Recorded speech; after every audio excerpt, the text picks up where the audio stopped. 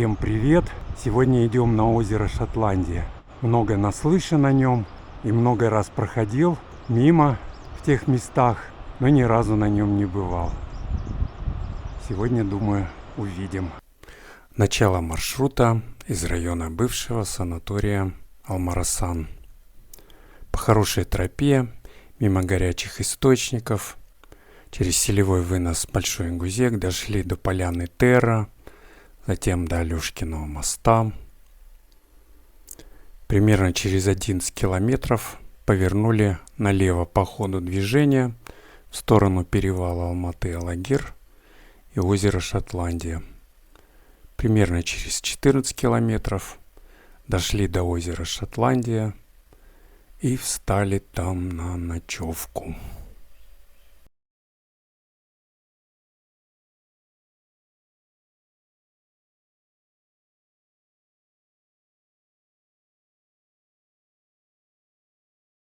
Селевой вынос Большой Гузек. Здесь течет ручей, который не часто тут встретишь. Но это и не мудрено после таких обильных осадков. Сейчас самое селеопасное время, будьте осторожны. Всегда прислушивайтесь. Вдруг пойдет сель, от него можно убежать. Сразу резко по склону уходим. Ну и ночью на ночевку обязательно места безопасные выбирайте. Подальше от русел рек. Пускай до воды будет и подальше сходить, но а то целыми останется. Ночью можно не услышать, естественно, паводок. Самое опасное время, 3-я декада июля. Склоны пропитались, моренные озера накопили много воды. И как раз в это время часто происходят прорывы, оползни. Будьте предельно осторожны. Прошли 6 километров, слева показался массив Большого Алматинского пика.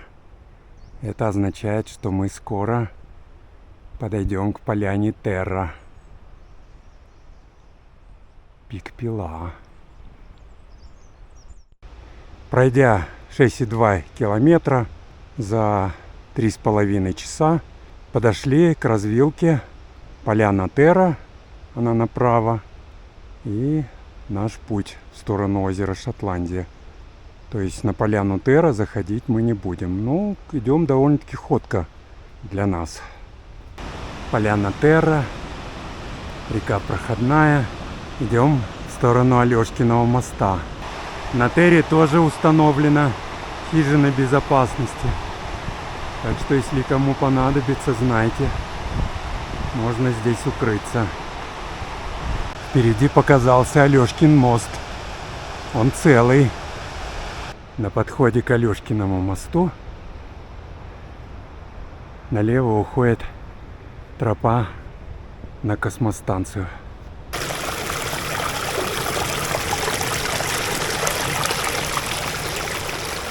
Прошли 7 километров за 4 часа. И рядом с Алешкиным мостом решили сделать привал. А здесь еще в 2001 году делал привал. С дочкой мы шли на Иссык-Куль. Именно в этом месте мы сделали привал. Тогда у меня была первая газовая горелка. И мы здесь сварили кофе. Да, тогда можно было ходить на Иссык-Куль. Хотя уже был независимый Казахстан. Ностальгия. Алешкин мост. И здесь начинается погранзона. Не забудьте документы, удостоверяющие личность. Иностранцы тоже могут здесь находиться. Естественно, тоже с документами. Указатель, говорящий о том, что до озера Шотландия 7 километров. Значит, мы прошли уже половину пути. Нам вверх, по ущелью проходному. А это растение называется шмальгаузения. У нас есть очень интересный канал одноименный Шмальгаузения. Именно там я посмотрел видео про озеро Шотландия. Парень здорово сходил. Конечно, мы не повторим его маршрут. У нас нет таких физических данных, как у него. Но он вдохновил в некоторой мере. Хотя мы давно хотели, но после просмотра его фильма еще больше захотелось.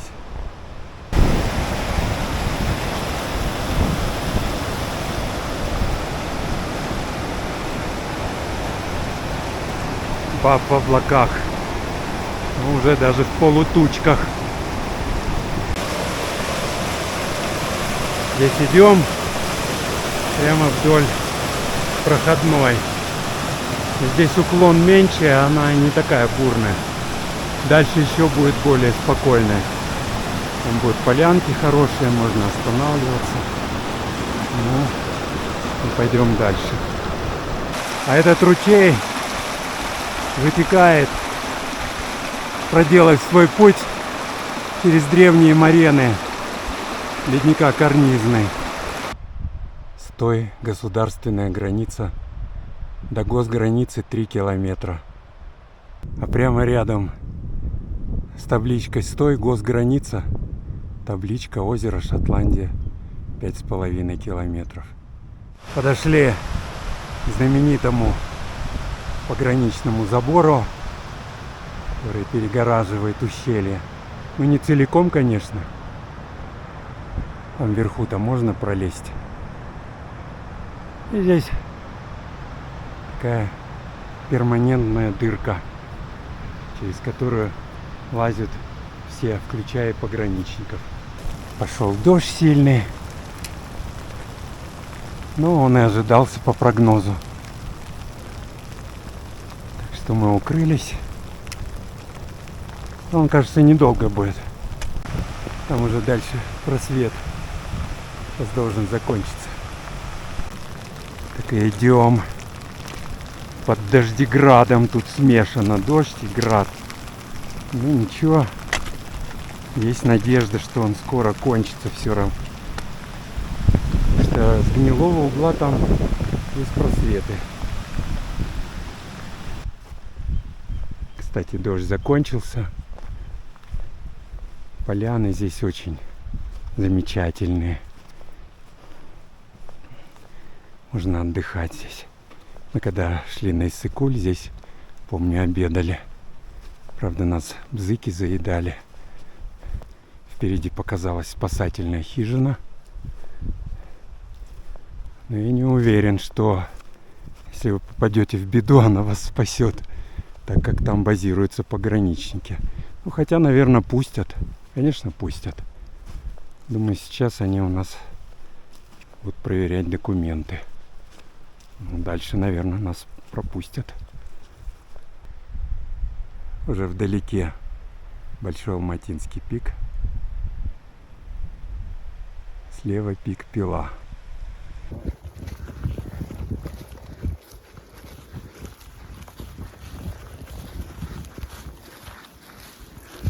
Да, вышли пограничники с этого импровизированного погранпоста.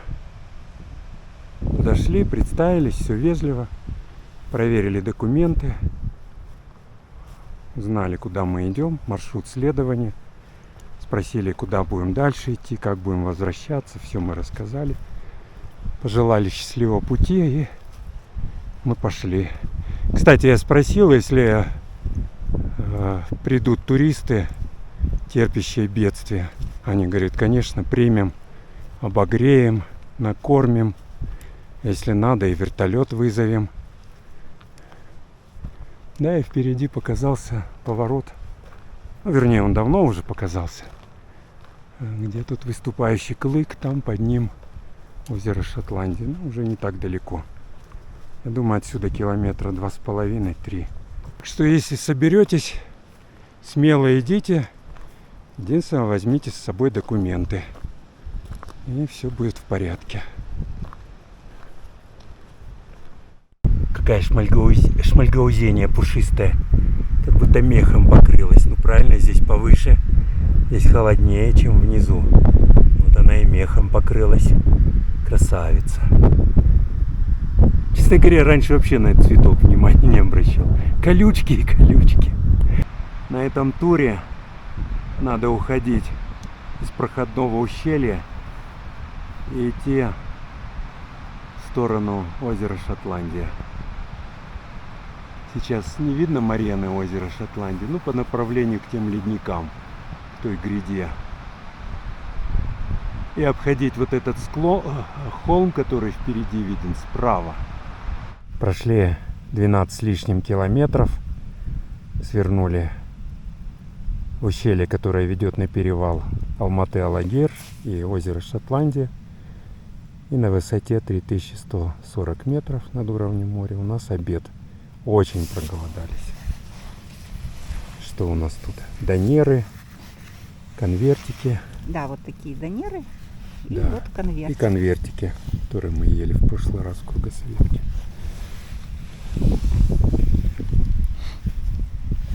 Попробуем.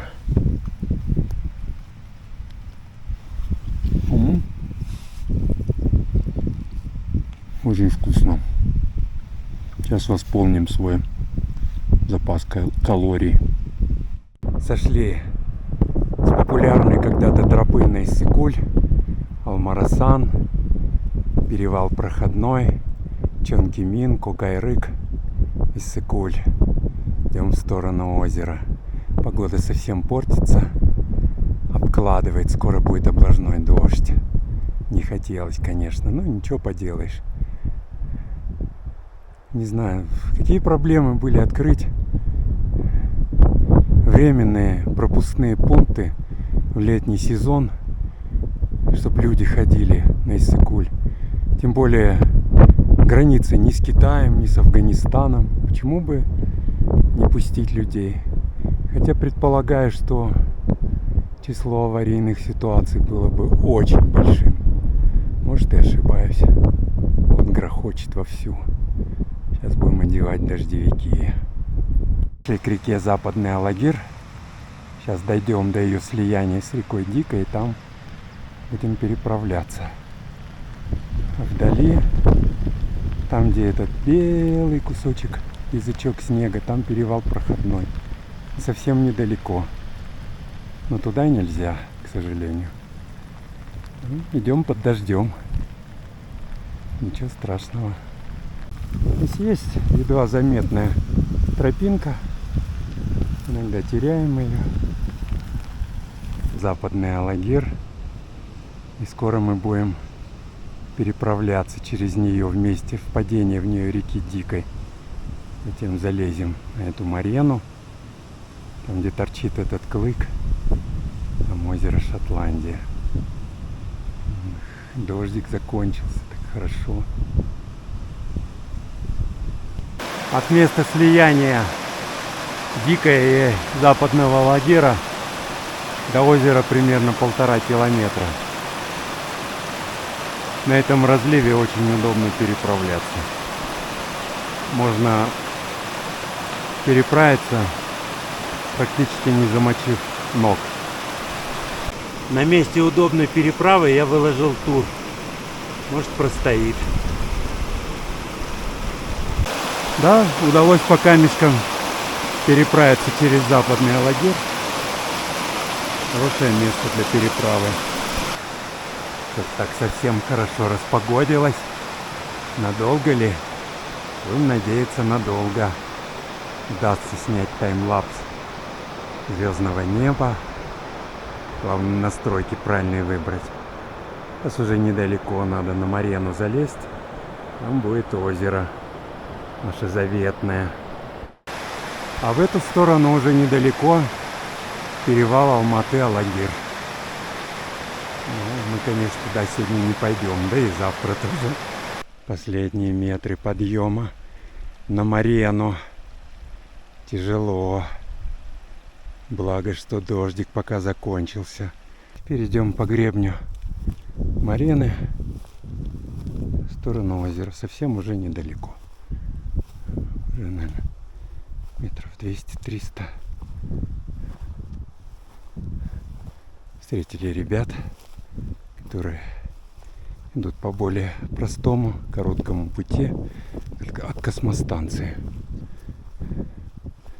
Тоже вариант, если хотите, с меньшими затратами временными и физическими дойти.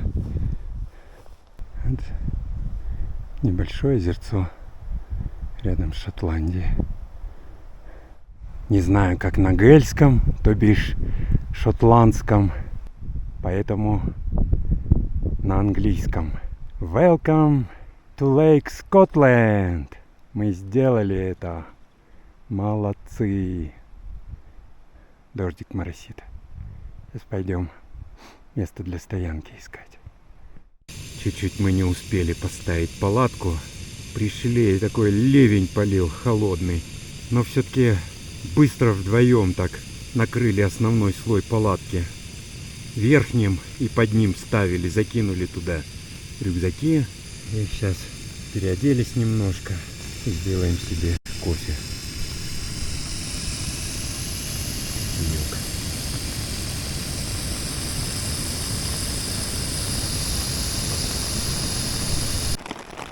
В палатке пили кофе, потом дождь ненадолго прекратился, сходил за водой, разложились. И когда возвращался с водой, опять полил. Сварили ужин в палатке, поели. И так он непрерывно и льет, и льет. А хоть хотелось бы озеро обойти, поснимать. Но, видимо, сегодня не судьба, утром. На утро на 5, на 8 стоит ясно, потом опять. Кажется, дожди. Ну, будем надеяться. Вот так под дождем и лежим.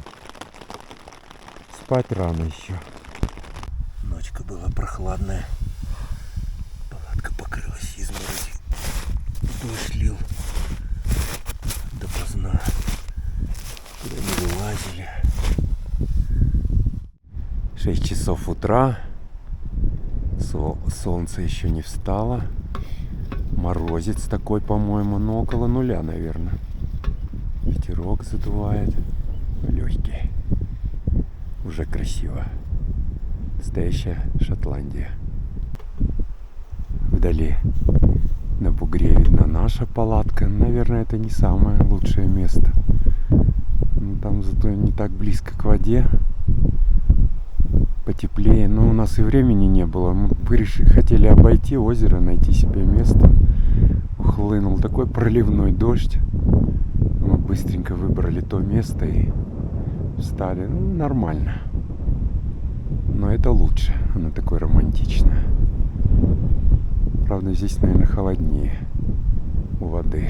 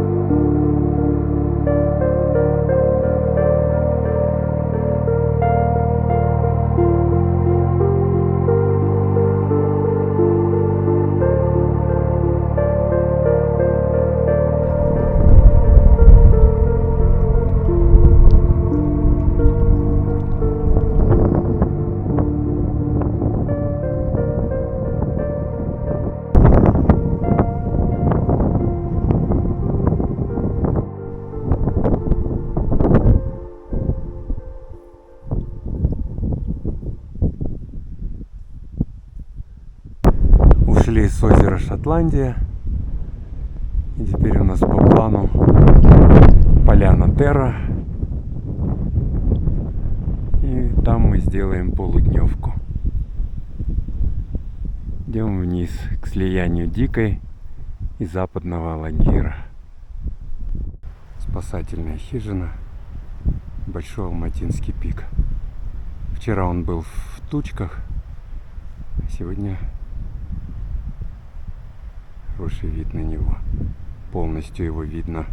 Сегодня погода тоже не очень.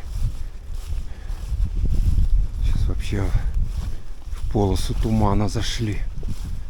Где-то нам километра 2,5-3 до Терры.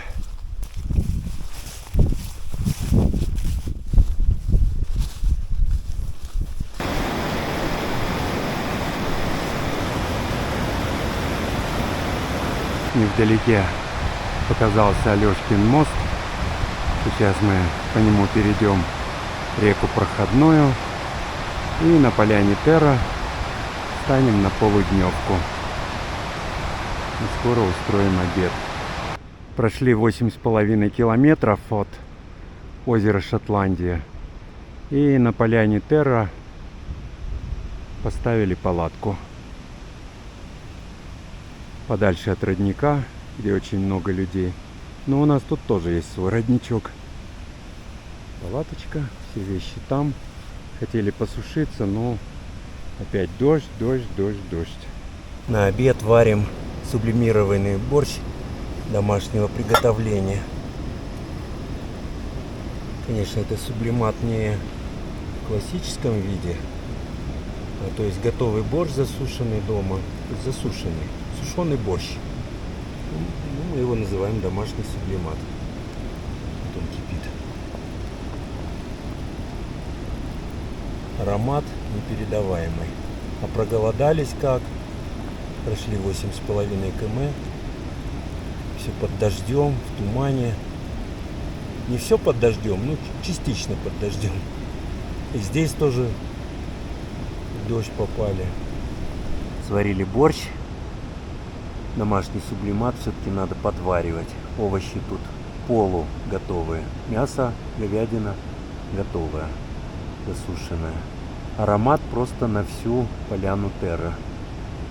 Сейчас попробуем. Туманище плотнейший.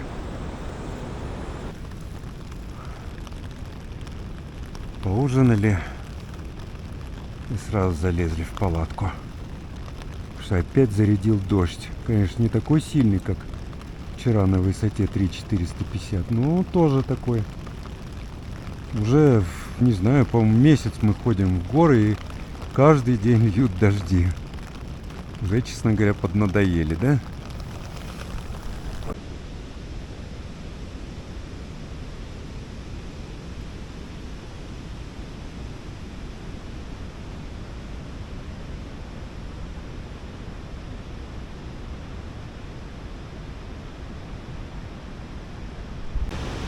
Утро третьего дня, собираемся завтракать. Заварили кашу. Это наш мусор за 2 с лишним дня. О, кстати, сублиматы вчера вечером дегустировали. Картофельное пюре с мясом и сливками Кабра Монтана. Что сказать? Порция большая, удобная посуда, здесь прям завариваешь, заливаешь водой. Вкуса просто никакого нету. Никаких специй, даже соль пожалели. Свою соль использовали. Достоинство. Много. Удобная упаковка, которые приготавливаешь, и все, по-моему, больше нету никаких достоинств. Есть мясо, не знаю, курица это или что, прям чувствуется кусочки. В общем, оценка 3 с натяжкой, не рекомендую никому. Ну, конечно, это все субъективно. Это промышленный заводской сублимат. Пока нам наши больше понравились. Третий день, утро, покидаем поляну Терра. Хорошо поспали хоть сегодня. Здесь много палаток, мы поэтому поставили подальше от родника. Возле родника самая большая концентрация палаток. Это, по-моему, Outventure прокатный. Кругом здесь, а мы в отдалении стояли. Родник.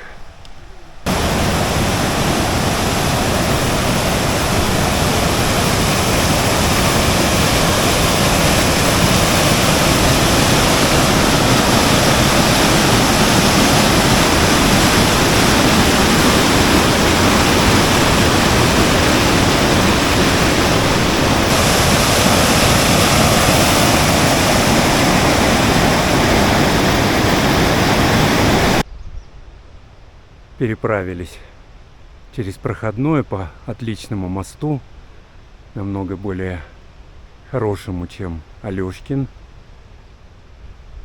И вышли к месту, где мы позавчера уходили в сторону озера Шотландия. Здесь развилка. Что-то типа тура. Ну, теперь впереди 6 километров спуска к санаторию Алмарасан.